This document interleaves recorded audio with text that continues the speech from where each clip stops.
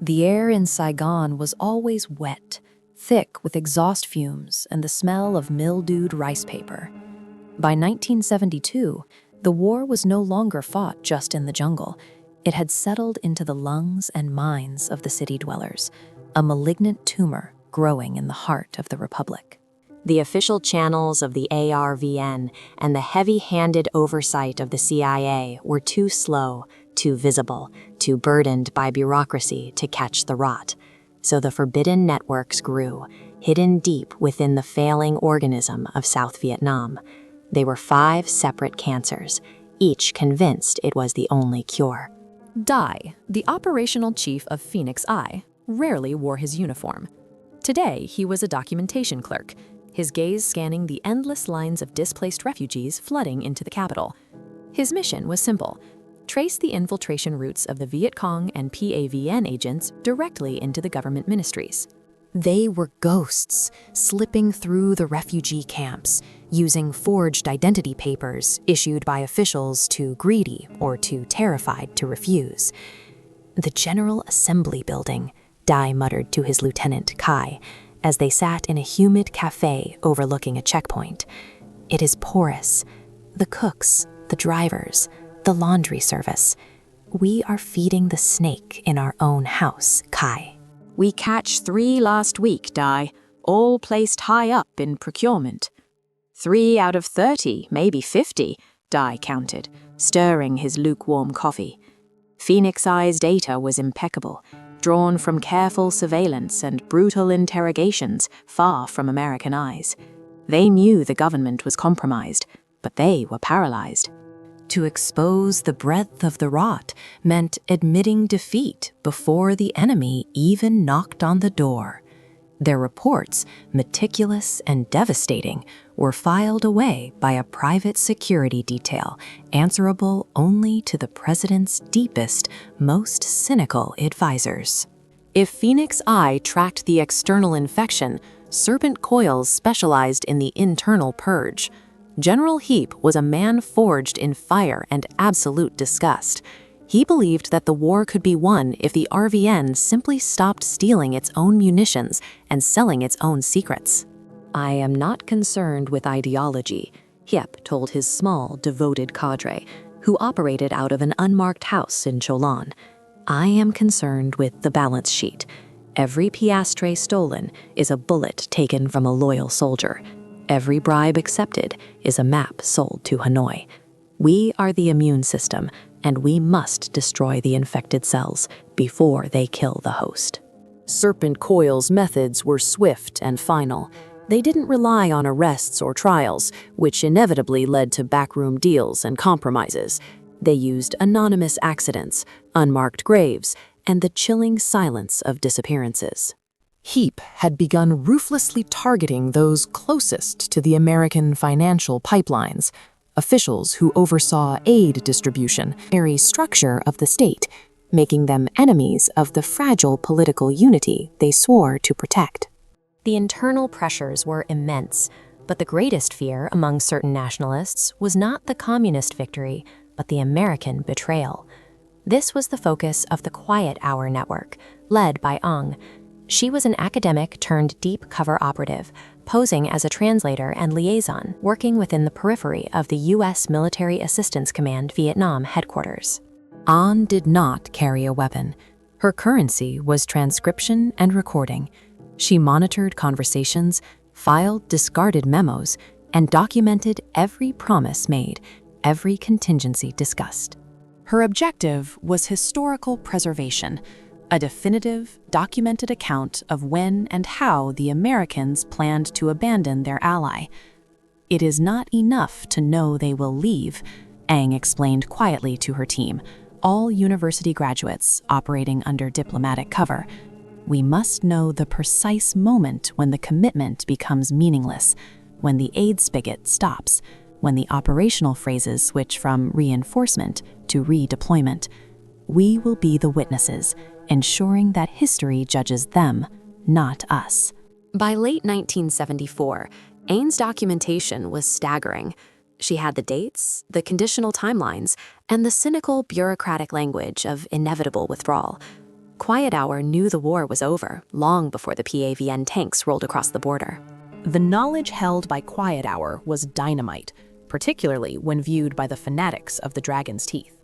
Led by Colonel Ding, a disillusioned veteran of the Strategic Hamlet program, Dragon's Teeth was a purely nationalist faction operating outside the jurisdiction of both the RVN and the official communist structure. Saigon is a disease, Ding declared during a nocturnal training session in the remote highlands near the Cambodian border. It is a puppet show propped up by foreign silver. When the Americans flee and Hanoi occupies the capital, we will let them taste true Vietnamese resistance. We do not fight for the flag of the Republic, nor the Red Star. We fight for the soil. Din's network was busy burying caches of arms, mapping escape routes, and establishing secure communication lines that bypassed Saigon entirely. They needed the war to end.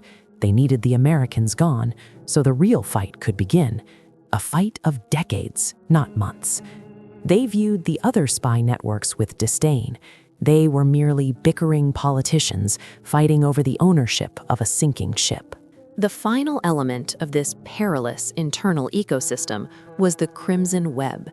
This cabal, led by Colonel Min of the Presidential Security Directorate, was the counterintelligence force. Their singular mission was not to track the VC or the PAVN, but to neutralize the other 4 forbidden networks before their collective secrets destroyed the fragile political facade of the RVN. Min was a weary man who understood that truth was the most dangerous weapon in wartime. "We are holding sand in our fists," Min explained to his deputy, Lieutenant Ha. "Phoenix Eye has the truth of infiltration. Serpent Coil has the truth of corruption. Quiet Hour has the truth of betrayal. Dragon's Teeth seeks the truth of perpetual war." Under the tense, dramatic lighting of the bunker, Min delivers his mission statement with grim resolve, forcing Lieutenant Ha to quickly document the urgent, high-stakes details. The Crimson Web began their work by infiltrating Phoenix Eye, using Min's access to the president's security detail to insert operatives into Dai's surveillance teams. They knew that Phoenix Eye was Dai's lifeblood, and the flow of information was too critical to stop. They merely needed to filter it, ensuring the most politically damaging data concerning high-ranking officials never reached the top advisors. The catastrophic entanglement began in the summer of 1974. Quiet Hour's deep cover agent, posing as a typist for a departing MACV officer, obtained a critical withdrawal timeline document, codenamed Operation Swift Exit.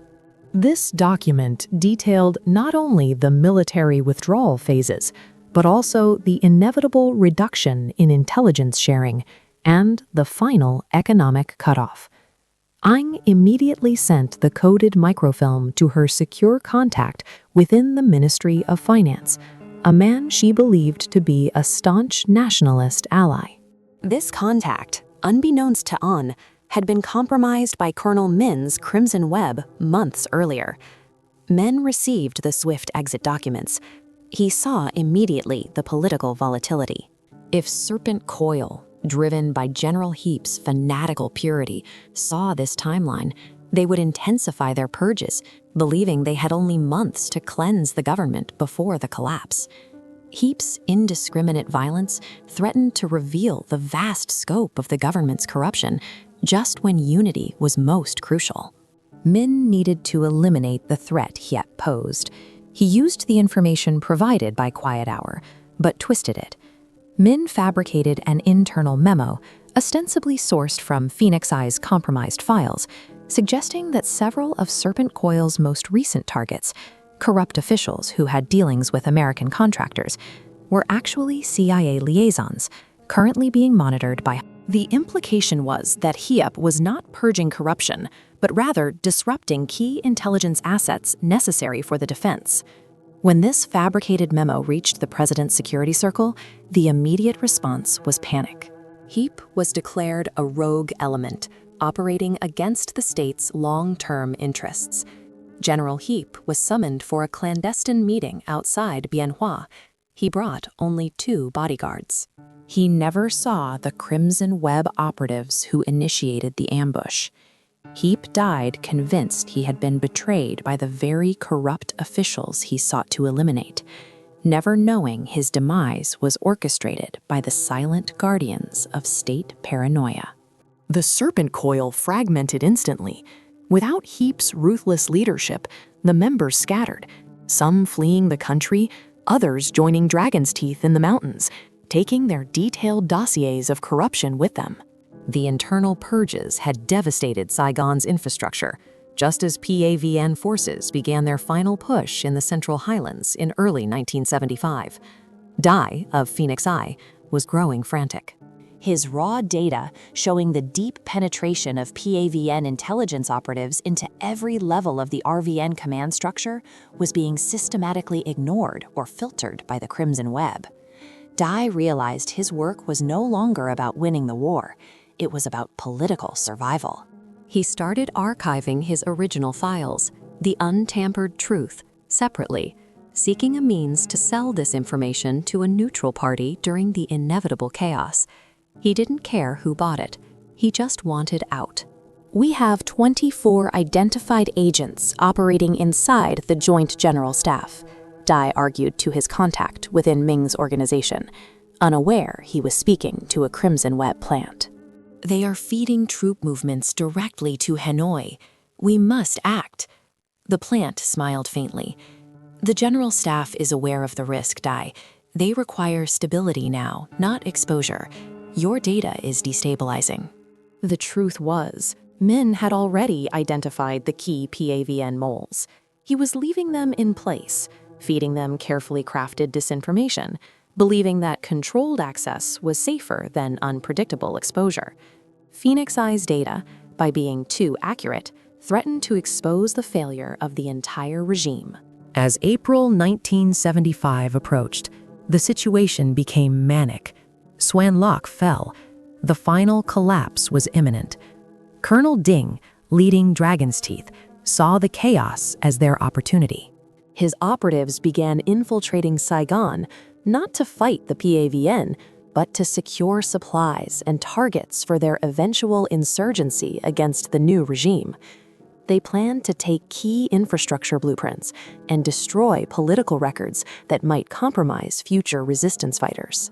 In the final days, the city descended into a frantic scramble. Operation Frequent Wind was initiated, the colossal, chaotic evacuation of Americans and favored Vietnamese allies. Anne, the head of Quiet Hour, sat in her small apartment near the Dow compound, watching the smoke rise. Her mission was complete. She had the historical truth, the meticulously documented evidence of American broken promises, the internal memos showing the cynical calculation of abandonment. She had thousands of pages, compressed into a single, highly encrypted digital cassette, a technology so rare in Saigon that only a few technicians could decipher it. She planned to get the cassette to a neutral diplomatic mission, ensuring its survival. Meanwhile, Dai of Phoenix Eye, clutching a briefcase containing his master list of government infiltrators and decryption keys for his entire network's correspondence, was making his desperate final move. He had arranged a meeting with a contact he believed to be a French intelligence officer, hoping to sell the list for a seat on one of the few remaining transport planes out of Tan Son Nhut. The rendezvous point was a crowded, dusty intersection near the airport perimeter, jammed with desperate crowds. Dai waited. The French contact never arrived. Instead, a sleek black Mercedes pulled up. Out stepped Lieutenant Ha, Colonel Min's deputy from Crimson Web. Dai, Hass said, his voice calm amidst the surrounding hysteria. The price of secrets is high tonight. Dai gripped the briefcase tighter. You are not the contact. I am the cleanup crew, Ha corrected gently. Your information is too valuable to leave the country, too dangerous. It names the highest levels of the incoming regime, Dai, and it names the highest levels of the outgoing one. It proves failure, corruption, and cowardice across the board. Hanoi will pay a great deal for that list, Dai, but we will pay only for its destruction. Dai understood. His life's work, the tracking of PAVN infiltration, was now the single greatest threat to the transition of power, regardless of who won the war. He refused to hand over the keys. The ensuing struggle was brief, brutal, and silent amidst the cacophony of the panicking city. Ha's operatives ensured Dai's body was lost in the human tide surging toward the airport gate, and the briefcase, containing the ultimate proof of internal government treachery, was secured and incinerated hours later by the Crimson Web. Phoenix Eye's truth died in ashes. The most critical operation for Colonel Min and the Crimson Web was the neutralization of Quiet Hour. Min knew Ong possessed the irrefutable evidence that South Vietnam was not just abandoned, but that American military aid had been systematically cut off long before the final offensive, based on internal political calculations. This truth, if revealed, would forever undermine the legitimacy of the RVN's entire existence and the narrative of a valiant struggle. Men cornered Ong near the U.S. Embassy rooftop, hours before the final evacuation helicopters arrived for Operation Frequent Wind. Ong was in the midst of negotiating passage with a weary embassy guard, holding her cassette like a sacred artifact. Min approached slowly. He was tired, his uniform dusty, his eyes empty. "Ang," he said softly, recognizing the deep cover agent. "You must give me the cassette." An looked at him, her face strained but resolute. "Ming, this is the truth. It is the only thing we have left. The proof that we were betrayed by the architects of our own nation and by the allies who swore loyalty. History must know this." "History will know nothing of the sort," Min replied, his voice devoid of emotion. "History is written by survivors, and those who survive must ensure that the past justifies their survival. If this cassette surfaces, it proves that the government we fought for was hollow, corrupt, and ultimately disposable. It proves that the sacrifice of 1 million men was based on a lie we perpetuated. We cannot allow that truth to stand." "It is the only honor we have left," Ang pleaded. "Honor?" Ming gave a harsh, short laugh. "Honor is a luxury that vanished the moment we allowed foreign powers to draw our borders. Survival requires sacrifice, Ang, and today we sacrifice the truth." Ming did not draw a weapon. He didn't need to. His 2 remaining Crimson Web bodyguards efficiently surrounded Ang. She fought, not for her life, but for the cassette. In the ensuing struggle, one of Min's men crushed the digital cassette under the heel of his boot, grinding the fragile magnetic tape into the oil-stained concrete. Ang watched the destruction, her face frozen in despair. She was immediately detained and quietly executed hours later, her historical record reduced to dust. In the midst of this internal collapse, Colonel Din and the Dragon's Teeth successfully evacuated their equipment and personnel. They were the only network whose mission was enhanced by the fall of Saigon. They watched the choppers lifting off the embassy roof, recognizing it as the necessary prelude to their own long, brutal conflict against the communist occupation. A conflict they were uniquely positioned to wage precisely because they had rejected the structure of the RVN years ago. They had sacrificed political relevance for perpetual struggle. The final legacy of the 5 forbidden networks was not a heroic defense against communism, but a chilling testament to the paralysis caused by internal warfare.